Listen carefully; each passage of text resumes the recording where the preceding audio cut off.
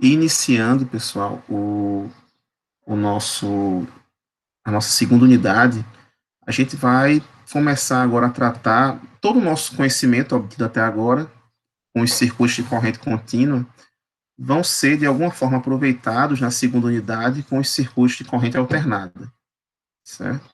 Então, a gente vai usar a lei dos nós, a lei das malhas, a gente vai ter elementos em série, elementos em paralelo, bem somatório das tensões no nó, numa malha, ou das correntes no nó, enfim, tudo vai seguir o mesmo padrão de antes, as regras se mantêm, só que agora a gente vai tratar com novos tipos de cargas, né, que vão surgir, além das resistências, vão surgir agora na análise do regime permanente, né, vão surgir agora indutâncias e capacitâncias, e, além disso, a gente vai começar a tratar não mais com equações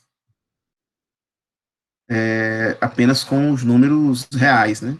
A gente vai entrar agora no domínio complexo, em números complexos. Então, a gente vai ter que fazer uma pequena revisão sobre os números complexos com vocês, para quem nunca viu, vai ser uma apresentação, né? Mas o número complexo em si é muito simples de ser. Vocês já viram, até na disciplina aqui de geometria, a parte de vetorial, os principais conceitos que são utilizados também nos números complexos, mesmo às vezes sem saber. Então, uma soma vetorial, uma subtração de dois vetores, vão seguir os mesmos preceitos que a gente vai utilizar aqui.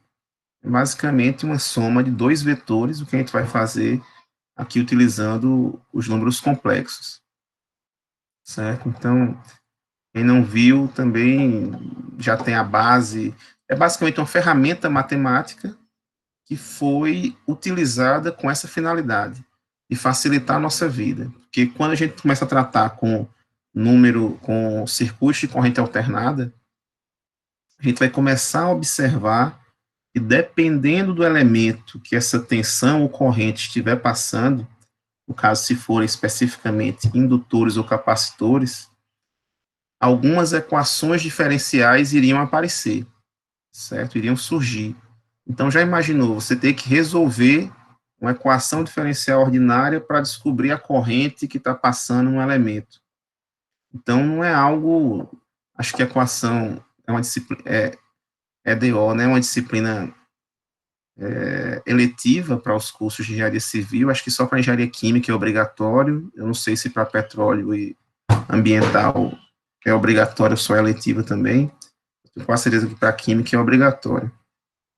Mas, de toda forma, não é algo muito direto de se resolver uma equação diferencial, principalmente em questões, quando eu tenho que resolver muitas para resolver uma questão só. Então, a gente acaba usando essa ferramenta matemática para fugir um pouco das equações diferenciais ordinárias e resolver nossas questões agora com essa ferramenta que é o Fazor, por sua vez, usa os números complexos. Então, depois dessa introdução, vamos ver aqui as nossas aulas, efetivamente, né, o nosso slide, para nos auxiliar.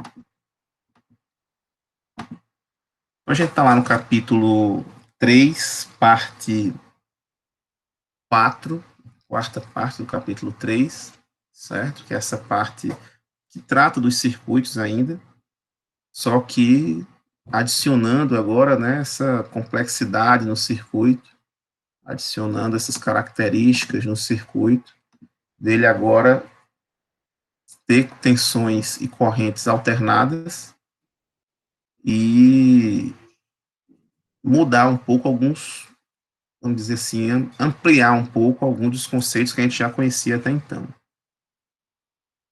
Então, quando eu tenho uma tensão ou uma corrente alternada, o que eu quero dizer com isso? Que ela vai alternar, certo, entre valores, nesse caso aqui, positivos e negativos, entre valores máximos e mínimos. Essa daqui é um exemplo de uma tensão, mas da mesma forma que a gente tem a tensão V aqui, eu posso ter a corrente I também seguindo essa mesma variação, certo? o sinal que a gente tem na nossa rede, ele é próximo ao seno. Idealmente, ele é senoidal. Algumas cargas acabam não deixando ele, às vezes, 100% senoidal, ele fica um pouquinho, o sinal um pouco deformado, às vezes, dependendo dos equipamentos eletrônicos que estão conectados a ele. Mas, idealmente, o que se procura é um sinal puramente senoidal ou cossenoidal, enfim. E aqui é o padrão do sinal, né? É uma tensão que tem um valor máximo, certo? O cosseno varia entre 1 e -1, da mesma forma que o seno, só que como padrão, nos livros, a gente vai ver sempre a referência do cosseno, certo? Como padrão de nomenclatura ou de uso aqui para representar essa tensão alternada, sempre com o cosseno, certo? Então, na hora se tiver um seno em alguma questão, alguma coisa nesse sentido, eu tiver que fazer alguma transformação, alguma modelagem matemática, eu vou converter para o seno, que tem aí uma diferença de 90 graus de um para o outro, né? Então, é bem simples. Então, eu tenho aqui uma tensão máxima, na qual esse cosseno vai ficar sendo multiplicado, né? O cosseno variando entre 1 e -1, meu VM. Eu tenho aqui a frequência angular, eu vou explicar para vocês o que é esse ômega, tempo, né, que ele varia ao longo do tempo, e um defasamento, φ. Uma defasagem aqui, φ, que, por exemplo, se ela for zero, né, o cosseno seria, iniciando no tempo zero, no meu gráfico aqui, ele deveria iniciar do pico, né, positivo, já que o cosseno de zero é 1. Então, como ele está diferente de zero, eu já vejo que o φ aqui é diferente de zero também. Então, esse ângulo aqui de defasamento é um deslocamento que é dado aqui no eixo do tempo, certo? E todo sinal periódico, né, todo sinal repetitivo, como esse daqui, ele acaba podendo ser dividido em ciclos, certo? Então, ele acaba podendo ser dividido em ciclos. Se eu pegar o que é um ciclo, né, a menor parte do sinal, e se eu replicá-la várias vezes, eu consigo formar o sinal de novo. Então, por exemplo, se eu pegar só a parte positiva aqui e for replicando as partes positivas uma ao lado da outra, eu não consigo formar o sinal de novo. Eu tenho que ter uma parte negativa. Mas se eu pego aqui, por exemplo, uma parte positiva e uma parte negativa da minha onda, aí eu consigo representar o sinal. Então, dessa subida aqui, dessa passagem por zero, até essa outra passagem por zero aqui, que o mouse está em cima, eu tenho um ciclo. Da mesma forma que eu teria um ciclo aqui, ó, dessa parte superior, esse pico superior, até o outro pico superior. Se eu recortar esse desenho e sair colando lateralmente, eu vou obter um outro ciclo. Ou da parte do mínimo aqui até esse mínimo, eu também tenho um ciclo. Então, esse é o ciclo, né? É a menor parte do meu sinal que eu vou conseguir replicar o sinal como um todo, caso ela seja repetida. E o tempo de duração de um ciclo é o chamado período, certo? Então, aqui é o período do ciclo, certo? Esse T aqui é o período do meu ciclo, certo? É o tempo necessário para se percorrer um ciclo. E aí a quantidade de ciclos que eu tenho em um segundo, certo? A quantidade de ciclos que eu tenho em um segundo é a chamada frequência desse meu sinal. Então, eu poderia ter uma onda senoidal, como eu tenho essa, uma onda quadrada. Eu poderia ter uma onda quadrada, por exemplo. Certo? Mais ou menos isso daqui. Ou poderia ter uma onda triangular.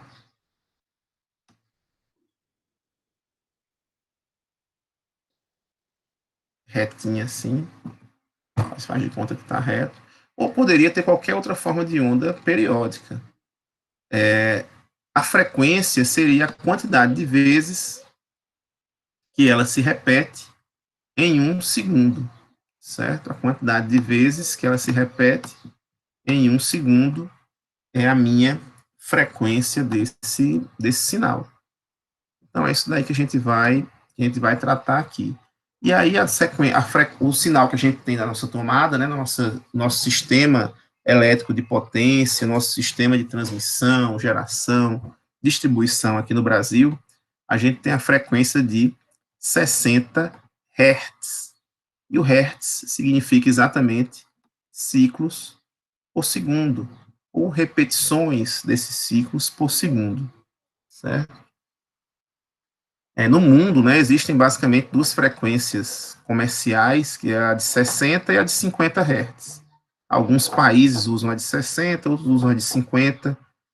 A maioria dos nossos equipamentos eletrônicos já são convertidos para funcionarem nessas duas frequências. Você pegar aí um carregador de celular, o carregador do seu notebook, e for ler aquelas letrinhas miúdas, provavelmente você vai encontrar que ele é compatível tanto com 60 quanto com 50 Hz. Certo? Então, ele pode ser muito bem compatível com qualquer uma dessas duas tensões. Essas duas frequências, perdão. Então, agora motores elétricos não, aí já muda um pouco o funcionamento.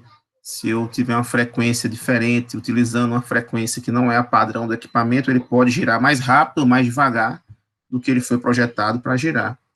Então, tem que observar bem direitinho qual a frequência que foi projetado o motor elétrico. Né?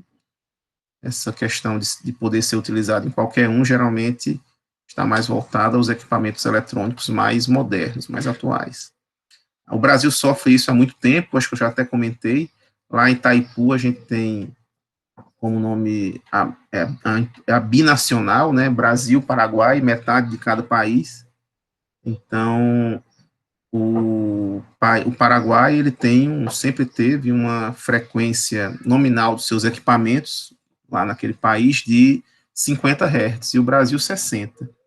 E aí, como a negociação ficou meio a meio, decidiu-se por colocar lá metade dos motores, dos geradores, no padrão de 50 Hz e a outra metade de 60. Só que não se imaginava que o Paraguai nunca fosse utilizar toda a energia que é gerada pela metade dos seus motores, né, que são pertencentes a eles. E a gente acaba utilizando parte da metade que é disponibilizada para o Paraguai, a gente acaba utilizando no Brasil. Eles acabam vendendo para a gente, no caso, né? Essa parte dos geradores, da energia gerada pelos geradores que pertencem a eles. E aí tem que ser convertido de novo para 60 Hz, isso dá um trabalhão. Muitos dizem que talvez tivesse valido mais a pena negociar um programa de incentivos à população paraguaia para que todos mudassem os seus equipamentos, motores elétricos, tudo para 60 Hz de uma vez e ter 100% do que manter todos esses equipamentos, essas conversões até hoje, né? Mas, enfim, é o que se tem. Então é isso, pessoal. A gente tem 60 Hz de frequência, 60 Hz, e o que significa, qual é o período, né? Se eu dividir aqui, ó, eu dividir aqui o meu sinal, eu dividir ó, 1 segundo por 60 Hz, eu tenho o tempo de um período, né? Isso daqui vezes 1000 vai dar aproximadamente 16,67 milissegundos, certo? Então, o tempo de repetição de um ciclo desse daqui é de aproximadamente 16,67 milissegundos. Então, é muito rápido para o sinalzinho sair do mínimo, ir para o máximo, ir para o mínimo de novo. Sair é o tempo de um período, né? Que é 16 milissegundos, pouco mais que 16 milissegundos. É muito rápido essa variação. E para colocar essa minha variação, né, aqui dentro do cosseno, eu tenho que variar isso daí de acordo com o argumento aqui do cosseno, de acordo com o ângulo, né? E aí eu multiplico esses 60 Hz por 2π, e aí eu tenho a minha frequência angular. Né? Essa minha frequência angular é agora em radiano por segundo, certo? Radiano por segundo, a minha frequência angular. E aqui, basicamente, eu vou ter agora radiano por segundo, ômega, né? Vezes um tempo, que está em segundo também. Então, radiano por segundo vezes segundo, vai cortar segundo com segundo, fica só dentro do argumento aqui do cosseno, o radiano.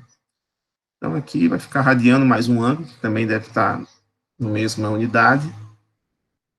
E é calculado aqui o cosseno, sempre variando com o tempo, né? O tempo vai passando, tempos de em milissegundo ali, ou uma fração disso, e a gente vai calculando esse novo ponto do gráfico onde o meu sinal vai alcançar. Eu posso fazer isso, inclusive, utilizando uma ferramenta, né, que muitos de vocês utilizaram, acredito, ou utilizam em pesquisas, hein, que é o MATLAB. Vamos fazer um exemplozinho aqui no MATLAB, uma apresentação breve, né, uma ferramenta extremamente importante, muito utilizada nos... Vou fechar aqui. Esse daqui, nas pesquisas, nas disciplinas de pós-graduação, enfim, tem algumas de graduação também. Então, o MATLAB, ele tem um conjunto a grande vantagem dele, né, é por ele ter um conjunto de bibliotecas com uma quantidade enorme de funções prontas já para as diversas áreas de conhecimento. Então, você pode utilizar, tem funções aqui que vão desde a área da biologia, pessoal utilizando, ou previsão meteorológica, pode ser aplicado em diversas áreas, acho que em todas as áreas do conhecimento, existem funções aqui internas que podem ser aplicadas, funções estatísticas, funções para diversas funcionalidades, né, da engenharia, e da engenharia aí sim que tem, né, as várias áreas da engenharia. Então, é uma ferramenta muito usada por engenheiros também, somente na área de pesquisa. E ela tem algumas vantagens frente a outras linguagens de programação. Acaba que não é nem, é meio que uma metalinguagem, né? Por trás aqui ele já faz muita coisa para reduzir nosso esforço aqui na digitação. Não tem, por exemplo, que declarar variáveis. Pode colocar direto aqui o A igual a 5, por exemplo, sem precisar informar se ele é uma grandeza inteira, ou float, ou caractere, enfim. Ele já faz a leitura e já coloca aqui na área de trabalho qual é essa variável que foi colocada, né? Aqui tem a pasta atual, que ele vai buscar as suas funções ou seus arquivos para rodarem.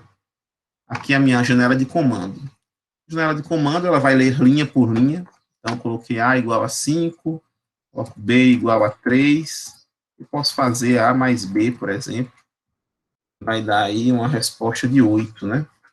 Então, aqui posso fazer assim, minhas manipulações. Posso mandar apagar a tela aqui com esse CLC e apagar aqui meu histórico, né? Minha área de trabalho aqui com as funções e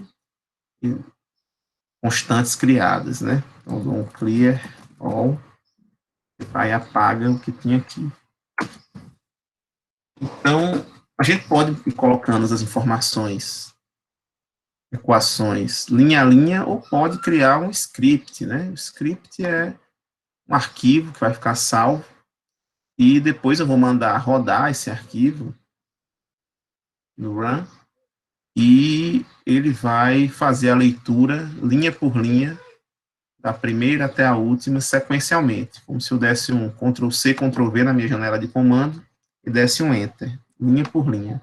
Então, geralmente eu inicio mandando apagar tudo, e aí eu venho para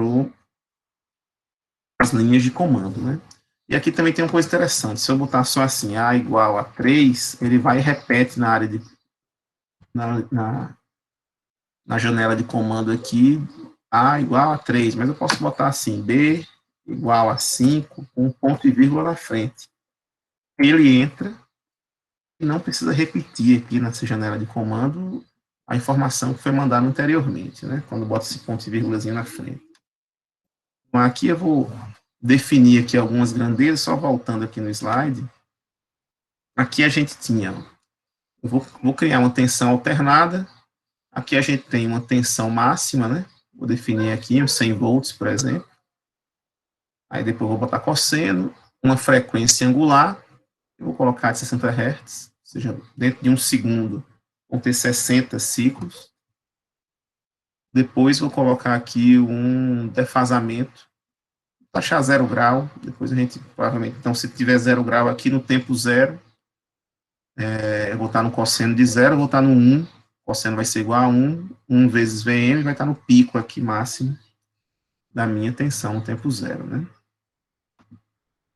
Então aqui a gente tem que definir algumas entradas, o VM, por exemplo, está 100 volts, frequência de 60 Hz, consequentemente o meu ômega, de 2 vezes π, aí você pode botar um nome π mesmo, que ele, PI, que ele vai pegar aí um número enorme de casas decimais, vezes a frequência,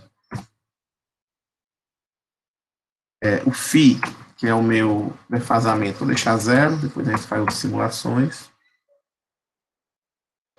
E agora eu vou definir meu tempo, certo? E aí tem algumas questões interessantes para a gente definir o tempo. O tempo dessa função aqui, né? O tempo dessa função, se eu vou representar alguns pontos desse sinal. A coisa contínua aqui é limitado o meu número de pontos aqui no meu programa, a memória dele, o tamanho, enfim, quanto maior o número de pontos, mais esforço computacional vai ter. Não tem como chegar de forma contínua, né, um número de pontos infinito. Tenho que determinar um número de pontos para representar esse meu gráfico, né? E como ele se repete inteiramente assim o ciclo em 16 milissegundos, se eu colocar um ponto de 1 em 1 segundo é muito pouco. Por exemplo, eu quero ou de meio em meio segundo, ou de 1/10 em 1/10 de segundo.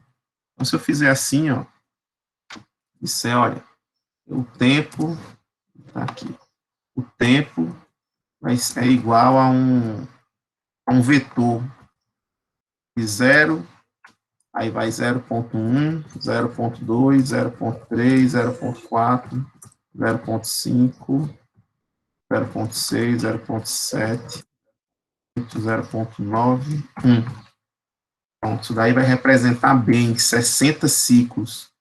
Aí eu não vou conseguir pegar, só tenho 10 pontos, 11 pontos no caso, né, considerando o zero aqui, só tenho 11 pontos para representar 60 ciclos, e subidas e descidas, eu não vou conseguir representar bem esse meu sinal aqui, com 60 ciclos iguais a esse, com 16 pontos apenas, com 11 pontos apenas.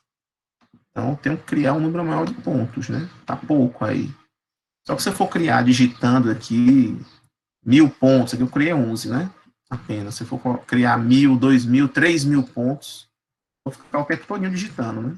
Mas aqui eu poderia dizer assim, tá aí o T, e aí eu pedi para ele substituir aqui o zero na função, essa função aqui, no tempo zero, depois do tempo 0,1, depois do tempo 0,2, essa é a ideia. E eu criar a mesma quantidade de pontos que eu tenho no tempo, eu vou criar da tensão V, para depois mostrá-la representá-la graficamente. Já vou botar aqui a minha função, V, M, peso cosseno de ômega T,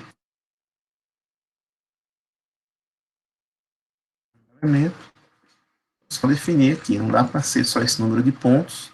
Então aqui tem aquela funçãozinha, tem várias formas de fazer isso.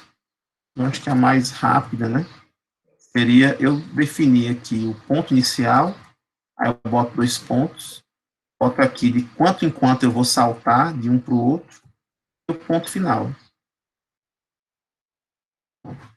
eu der o Enter aqui, eu vou conseguir, olha, digitei aqui bem pouquinhos caracteres, né? Comparado a essa de cima. E eu vou conseguir, eu gerei exatamente a mesma coisa essa de cima. 11 pontos. A distância do zero até o início, que é 1, e o pulo de um para o outro de 1.0, de 0.1. Então, eu posso aumentar aqui, vou colocar mais um zero. Agora, além de 11, eu vou ter 101 agora, né? 101 colunas. Então, boto aí, ó, foi lá da coluna, cadê? Aqui, ó. Colunas 1 até a coluna 14 aqui, nessa primeira linha, aí da coluna 15 até a 28, assim sucessivamente, coluna 29, coluna 101 aqui. Mas 100 pontos ainda é pouco. Eu vou colocar aqui 1.001 pontos, ou 10.001 pontos. Não vou nem colocar, senão ele vai ocupar a área aqui todinha. Eu vou colocar aqui, ó, os 10.001 pontos para representar até o 1.000, depois eu boto 10.000 para vocês verem. Vou botar o 1.000 para vocês verem a diferença. E agora é só mandar plot. Eu vou botar o ponto de vírgula aqui, né, para mandar agora fazer uma plotagem, né. Imprimir aqui, criar o gráfico do tempo, né, o elemento tempo e vírgula, atenção V. Ele vai plotar esse elemento, vamos salvar na área de trabalho.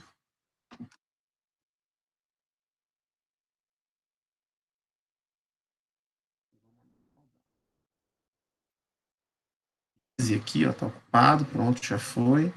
Sim, eu vou botar aqui para ele colocar um.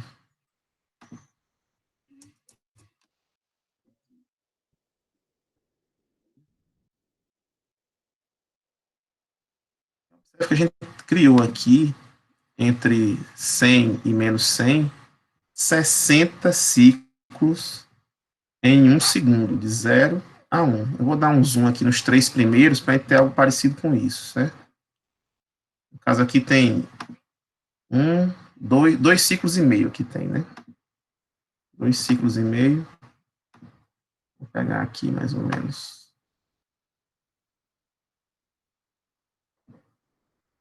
Pronto. Observe aqui que ele realmente está. E olha que esses 1.000 pontos que eu coloquei ainda não ficou tão legal, né? Olha como está meio estranho a pontinha aqui. Se eu der um zoom maior aqui, ó, fica meio quadradinho, né? Meio. Se eu colocar um número maior de pontos, aí isso aqui não vai dar nem para ver. Vou colocar um zero a mais. Aqui está 1.001 pontos, vai ficar 10.000 pontos agora. Agora a gente vai ter que dar um zoom bem maior para conseguir enxergar. Se eu for lá, já está mais suave o desenho, né? Observar que ele só tem que dar um zoom, do zoom, do zoom, do zoom para encontrar essas partezinhas mais, essas retas, né, que estão interligando os vários pontos. Vou mandar ele postar, ele colocar aqui já, para não ir o tempo todo. Eu não vou querer que vá o tempo todo aqui, eu vou querer que vá só.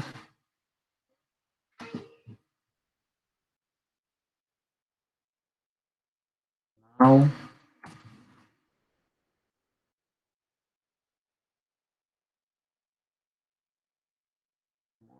3 ciclos aí. Vai ser o período.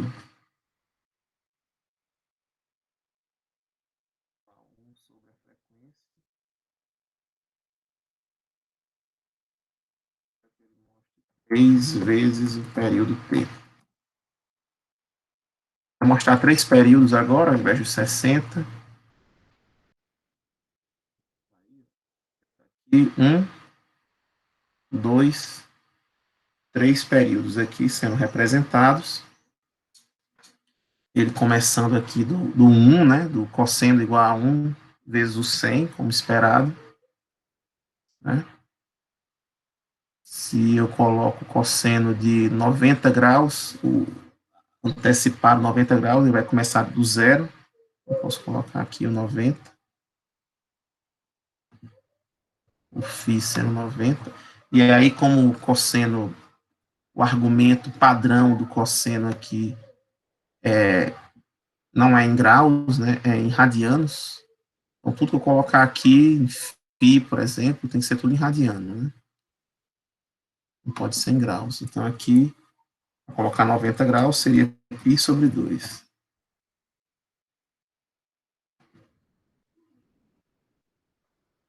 E aí ele inicia do zero. Sai do zero aqui. O menos π sobre 2 também, né? Vai sair do zero, no caso.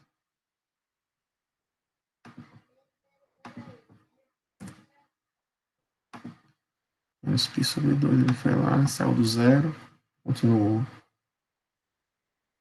no seu gráfico, certo? Bem, o que mais a gente pode mostrar? Então é assim, se eu quiser uma frequência maior, deixa eu colocar aqui o 1 segundo mesmo, e vou colocar 50 Hz, ou 10 Hz só, 10 Hz, para ficar bem claro. Então, em 1 segundo, agora tem um sinal de 10 Hz. Quando estava os 60 Hz, mal dava para ver, né? Ficava tudo juntinho. Agora aqui é um sinal com períodos mais largos, né?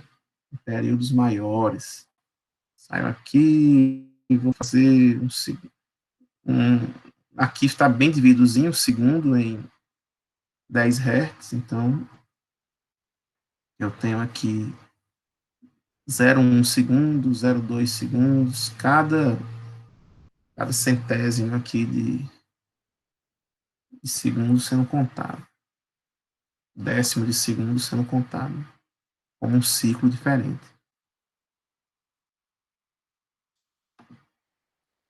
E aí chegou-se à conclusão de que, como eu tinha comentado, né, eu representar essa minha figura por um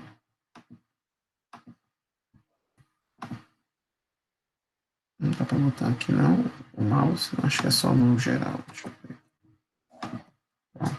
E aí a gente chegou à conclusão que,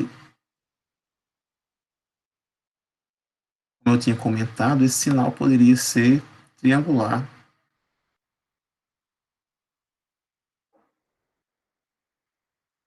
Como tem nos primeiros exemplos do livro. Ou poderia ser uma onda quadrada. Todos com a mesma amplitude. Mas é um seno, né?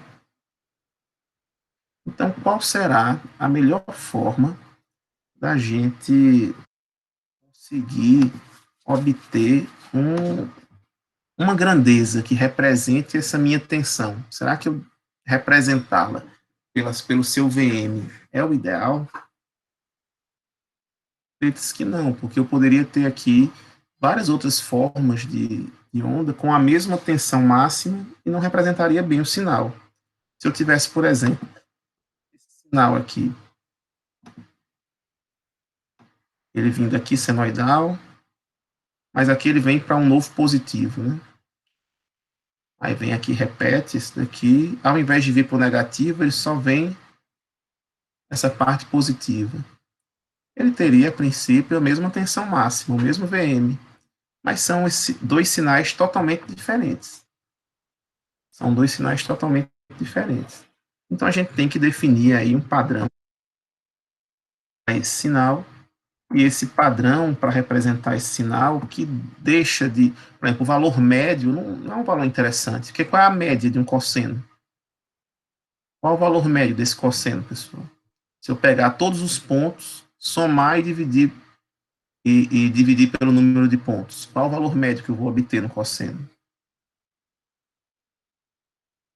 Dá para ver aqui, né? Ele está indo para cima e para baixo em média de quem? Quem está no meinho aqui é o zero, né? A média de um cosseno vai ser zero. Então, não tem nem o valor máximo, nem o médio, que são interessantes. Então, o que decidiu-se fazer?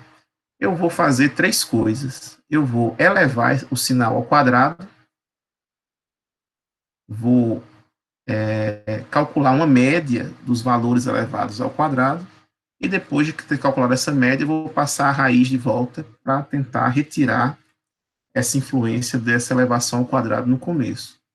Então, é elevar ao quadrado, calcular a média, passar a raiz. O quadrado aí vai ser o square, a média é o min e a raiz é o root, certo? Então, as primeiras letras aí na sequência, né? Square, min, root, né? Quadrado, média, raiz, certo? No inglês é essa sequência contrária, né? Então, peguei esse sinal aqui, elevei ao quadrado, aqui elevado ao quadrado, calculei a média, basicamente o que, é que eu fiz? O que seria calcular a média de algum elemento? Seria fazer um somatório de todos os pontos e dividir pelo número de pontos, certo? Numa função contínua, o somatório é representado por uma integral, né? Integral somatório de pontos que está fazendo ali. Então, eu fiz aqui esse somatório, essa integral no tempo t, de t0 até t0 mais t, então, nesse intervalo de tempo t, e depois dividir pelo tempo. Então, basicamente, aqui, essa integralzinha, esse 1 sobre t, estão calculando a média desse sinal que foi elevado ao quadrado. E depois, por fim, eu pego e calculo, passo a raiz quadrada. E aí, lá no livro, ele mostra lá como resolve essa integral, né? Nosso objetivo, a gente poderia aqui, a partir de algumas identidades trigonométricas, resolver essa, de alguns artifícios, resolver essa integral, mas se resolver essa integral, a gente vai chegar nesse resultado. E a tensão RMS ou tensão eficaz são sinônimos, certo? Tensão RMS ou tensão eficaz de um sinal de uma tensão ou corrente alternada de forma senoidal é igual à tensão máxima dividido por raiz de 2. Então, aquela tensão que a gente conhece como 220, se eu for colocar um medidor capaz de me mostrar essa forma de onda, que no caso seria um osciloscópio, ele não estaria me mostrando aqui no máximo 220 volts. Ele estaria me mostrando o 220 é o RMS, né? Então, ele estaria me mostrando 220 vezes raiz de 2. Passava esse raiz de 2 aqui multiplicando o RMS. Então, na prática, o ápice aqui, a parte mais alta da minha tensão das minhas tomadas não é de 220, é de 220 vezes raiz de 2. 220 vezes 2 raiz, cadê? Esse daqui, né? É de 311 volts, a minha tensão máxima na prática, certo? Essa daqui é a minha tensão pico, 311 volts, mas eu já reconheço, eu já acabo falando no meu jargão, no meu dia a dia, sempre relativo a tensões e correntes e potências, tudo de forma eficaz, de forma RMS, certo? Isso daqui então, inclusive, se você for comprar um equipamento eletrônico, um aparelho de som, sempre se preocupe com as potências em RMS, porque só tiver a potência sem ser RMS, ele pode citar que em alguns momentos aquela tensão, aquela corrente ou aquela potência chega naquele valor, mas o que importa mesmo é o eficaz, certo? E aí ele me dá uma ideia média, né, do comportamento daquele equipamento. Sempre o RMS é o mais importante do que outros tipos de potência que não traduzem o sinal médio como um todo, de forma mais fidedigna. Então, grandezas eficazes, o RMS, são sempre as mais importantes, né? E aí lá no livro tem exemplos mostrando formas de onda triangulares, quadradas, de outro formato, sendo resolvidos exemplos para ver como é cada um. Não é nosso objetivo aqui, não, certo? Por isso que eu só deixei assim vou nem resolver essa integral, mas a Ludwig vem falando sobre tudo isso. Aqui quero que a gente faça dois exemplos, bem rapidinho, esses dois exemplos, pessoal. O primeiro é só para a gente brincar um pouquinho com essa questão dessa tensão, certo?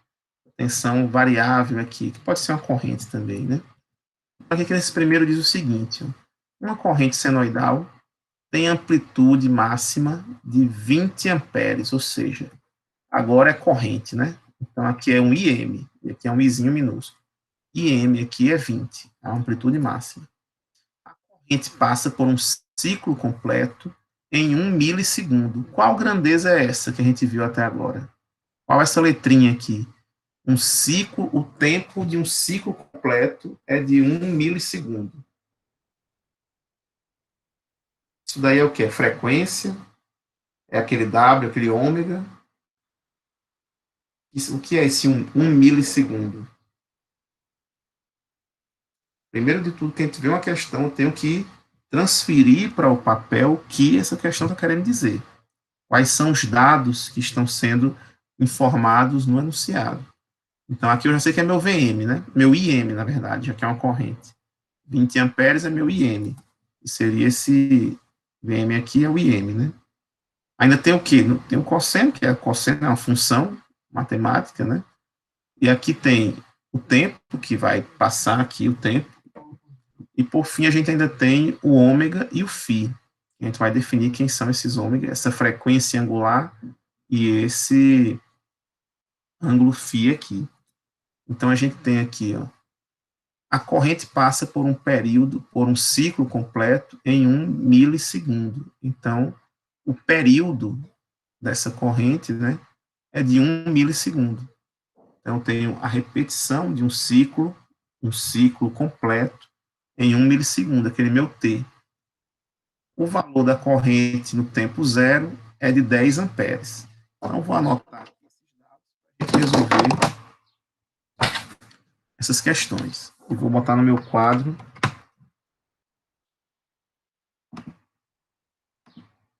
Toda vez que eu boto essa câmera, não. O microfone desliga, mas agora eu acho que ele segurou. Aparentemente ele segurou.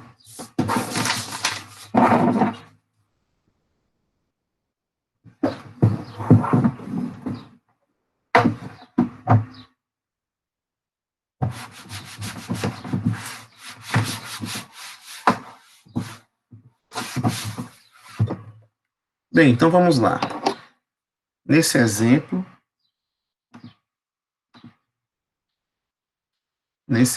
aí, a gente tinha aqui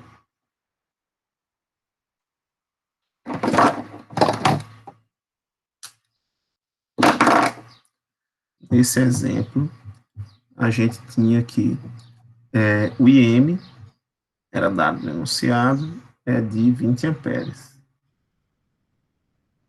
O período de um ciclo, 1 milissegundo, ou seja, 1 vezes 10 a menos 3 segundos.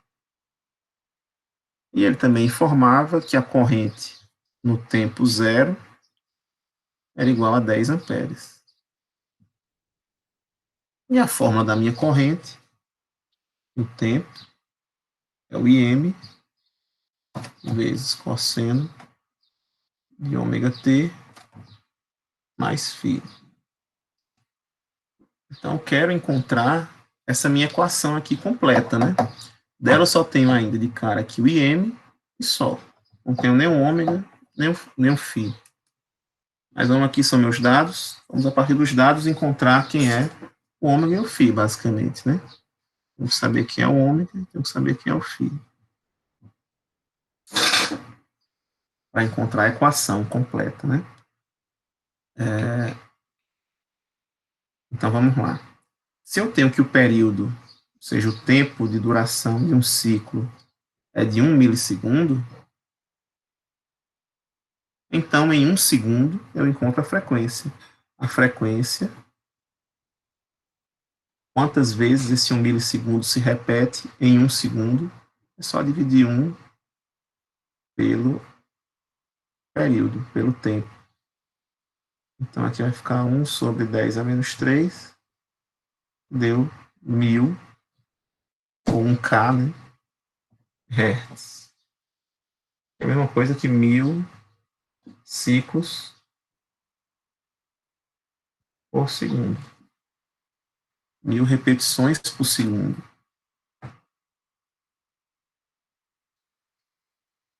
Mas para colocar aqui dentro, eu não coloco a frequência em F. Eu tenho que transformar essa frequência em radiano por segundo. É só multiplicar por 2π.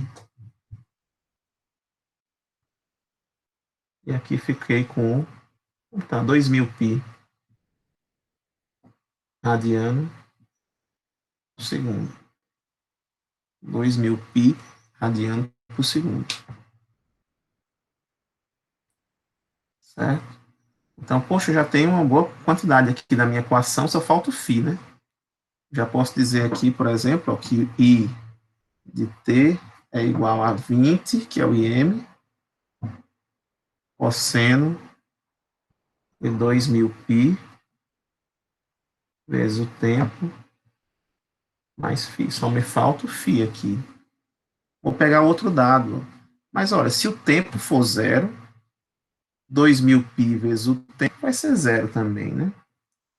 Então vamos ver aqui. Se o tempo for zero, eu vou ter 20 cosseno. Aí 2000π vezes zero é zero, vai ficar só cosseno de φ. 20 cosseno de φ. E eu sei que o tempo no zero é 10. Então eu fiquei aqui com cosseno de φ igual a 0,5. 10 sobre 20, né? Então, qual o ângulo? O cosseno é 0,5. É um meio, né? Qual o ângulo que o cosseno é um meio, pessoal?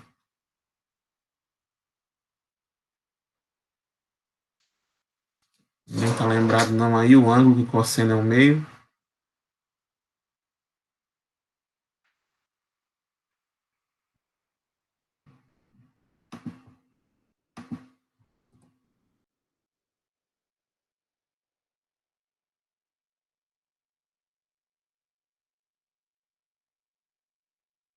O cosseno é um meio, é o ângulo de 60 graus.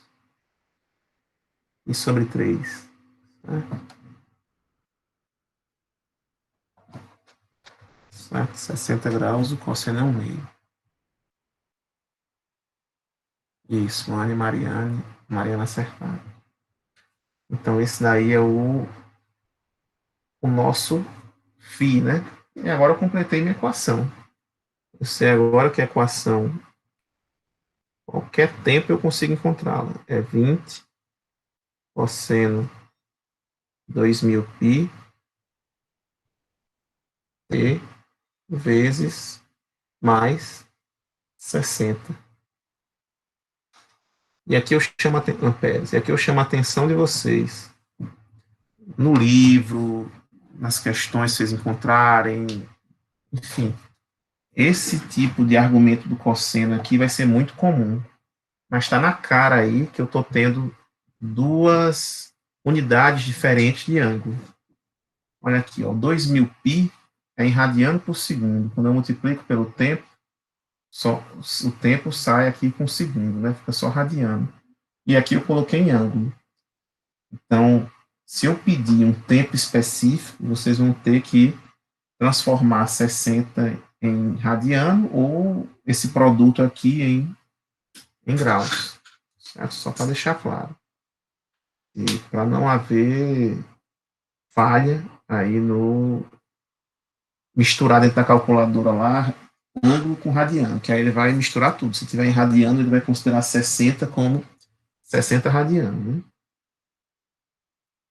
Vamos confundir só isso daí.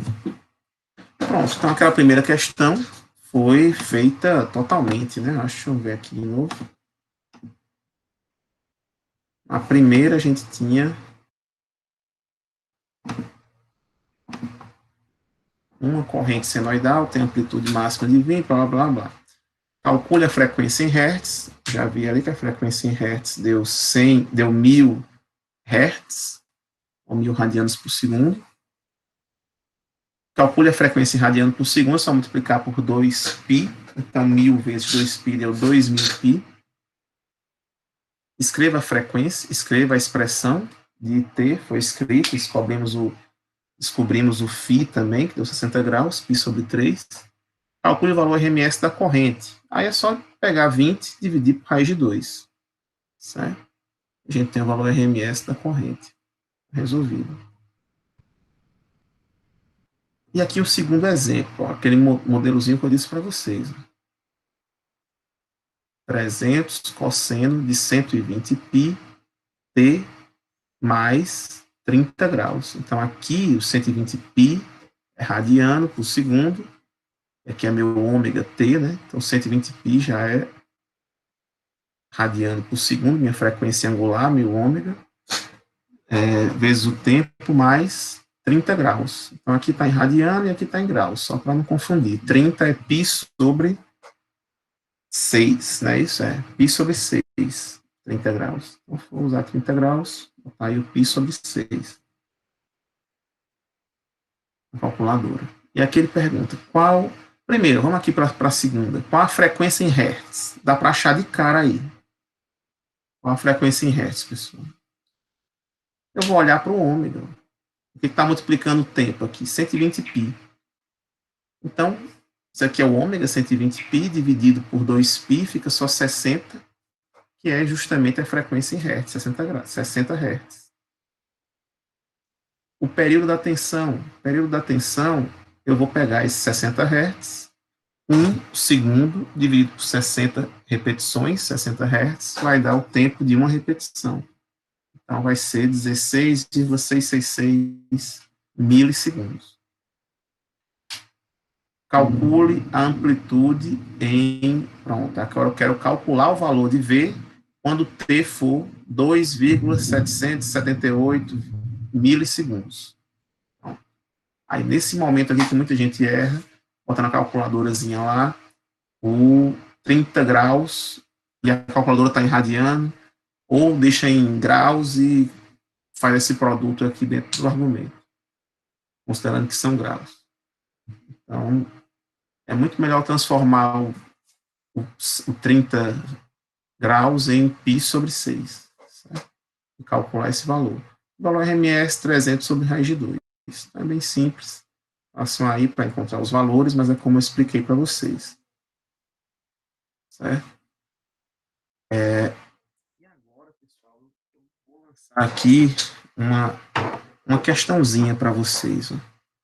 Poxa, tranquilo, professor, beleza, tensões alternadas, tensões e correntes, tem algo a mais ali e tal, mas não é nada demais não, dá para a gente fazer sem maiores dificuldades. Aí eu digo para vocês, lembra o que a gente fazia quando eu somava duas tensões? Vou colocar duas fontes aqui, mas pode ser duas resistências também, duas fontes aqui, uma de 10 e a outra de 20 volts. Qual era o resultado aqui? Se eu quisesse substituir essas duas por uma só. Como é que a gente fazia aqui? Quem era o equivalente dessas duas, pessoal? Era só somar, né? 10 mais 20 ia dar uma de 30. Pronto. Era fazer uma soma direta. Agora, a minha pergunta é a seguinte. O que é que eu vou fazer se eu encontrar aqui agora duas fontes com tensões alternadas?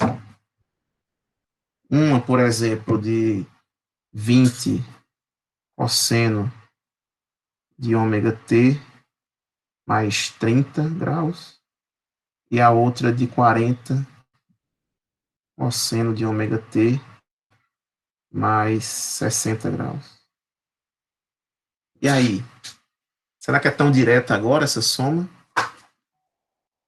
Qual é aqui a minha tensão equivalente nesse padrão, né? Vm cosseno de ômega t mais φ. Não é mais direto.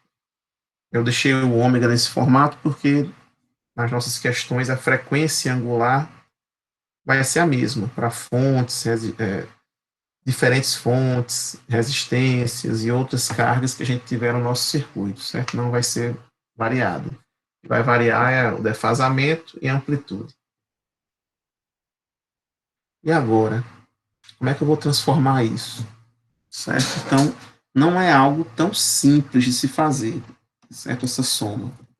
Criou-se aí uma certa dificuldade. Então, quando eu tenho aqui, por exemplo, esse exemplozinho aqui, que até pouco tempo era extremamente resolvido, o que eu tenho aí? Eu tenho duas tensões, né? V1 e V2. V1, 20 cosseno de ômega t menos 30, V2, 40 cosseno de ômega t mais 60. Tá?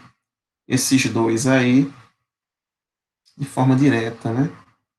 Não é tão simples. A gente pode fazer isso de duas formas. Uma das formas é por identidades trigonométricas. Eu quero que vocês tentem fazer por identidade trigonométrica. Vamos ver as identidades, tentando resolver essa soma aí. Desde que a tensão final fique no mesmo padrão dessas iniciais aqui, com Vm, cosseno de ômega t, mais ou menos φ. Né? Uma identidade trigonométrica é possível, mas não é nada simples. E depois com o conceito que eu vou introduzir na próxima aula, que é o conceito de fasor. E o conceito de fasor vai facilitar a nossa vida consideravelmente. É aqui que vão entrar os números complexos, certo? A gente começar a tratar de fasor. Okay? Então, aqui fica um pouco mais difícil, vou entrar com o número complexo aqui no conceito de fasor, e aqui na identidade trigonométrica eu vou usar uma identidade trigonométrica, né, aquela cossa A, cossa B, seno A, seno B, vocês lembram ali aquelas frasezinhas para decorar, né? Então eu vou usar essa identidade trigonométrica e um outro argumento, uma outra artifício, um outro artifício para finalmente chegar na minha equação normal. E aí, o conceito de fasor, pessoal, a gente, numa linha, na HP, a gente resolve essa questão, essa soma. Numa única linha. A HP, ela já interpreta os números complexos de forma direta. Não tem que converter nada. Quem tiver uma calculadora científica simples, dá para fazer também. Essa daqui não tem seno nem cosseno, não sei como é que dá para colocar aqui. Científica. Tem, pronto. Não, cadê o seno e cosseno? Ah, não, tá aqui. Trigonometria. Pronto. Então, essa daqui dá para fazer também. Tranquilo. Essas que só tem seno, cosseno, blá, blá, blá, dá para se virar também nela. Teve um amigo meu aí que conseguiu se formar na época na engenharia. E olha que vocês só vão ver essas grandezas basicamente aqui. Na engenharia elétrica, se vê isso daí vários e vários anos no curso. Teve colega meu que sobreviveu o curso todinho só com essa calculadorazinha científica e conseguiu terminar. É bem mais difícil, porque tem que ser bem mais objetivo nas contas, mas dá para terminar também. Agora, a HP, ela tem uma funcionalidade ótima, que ela consegue já interpretar os números na forma complexa. Então, isso daí ajuda muito, certo? Para essa parte, pessoal, para vocês entrarem, vocês perderam uma aula a mais do que o pessoal da manhã. Então, para entrar em regime aí com o pessoal da manhã, vou deixar gravada para vocês um momento assíncrono. Eu fazendo essa continha da identidade, desculpe, da identidade, fazendo pela identidade trigonométrica e fazendo pelo conceito de fasor. E apresentar para vocês o conceito de fasor e como ele facilita enormemente as nossas contas. Certo? Então, vou deixar essa aula de hoje aqui, mais essa aula assíncrona durante a semana, para vocês entrarem em dia aí, esse dia que a gente perdeu de aulas, para não atrasar. Certo? Bem, por hoje era isso. Nossa prova está marcada aí para. Acho que é dia 24, não é isso? Alguém pode confirmar aí, por favor? Então, a gente tem aqui Isso mesmo, professor. 24, né? 3 semanas, 5 semanas de aula, certo? Então vai dar tranquilo para passar o assunto, exercitar, que é uma das coisas mais importantes, a gente exercitar muito e, e ir para a prova, certo? Ainda tem, além dessa parte de circuitos de corrente alternada, tem a parte de transformadores, tem a parte de sistemas trifásicos e de potência em sistemas trifásicos para a gente finalizar. Então vai ser tempo suficiente. Desde que a gente não perca mais aulas, né? Agora, sem a dependência mais do AVA, para pelo menos as aulas ocorrerem, né? Então não vamos ter mais essa dificuldade. Então é isso, eu vou passar a aula de hoje, vou passar a aulazinha assíncrona para vocês, e um exercício. Vou pegar umas questõezinhas do livro, parecidas com essa daqui, ou que seja essa conversão, identidade trigonométrica, conceito de fasor, para vocês fazerem essa sominha de duas tensões alternadas, ou uma tensão, um produto de tensão por corrente, enfim, para a gente ver como é que funciona esse conceito de fasor, certo? Coisa bem simplesinha. Aí na segunda a gente se encontra para dar continuidade no assunto. Deixa eu botar aqui para vocês me verem de novo.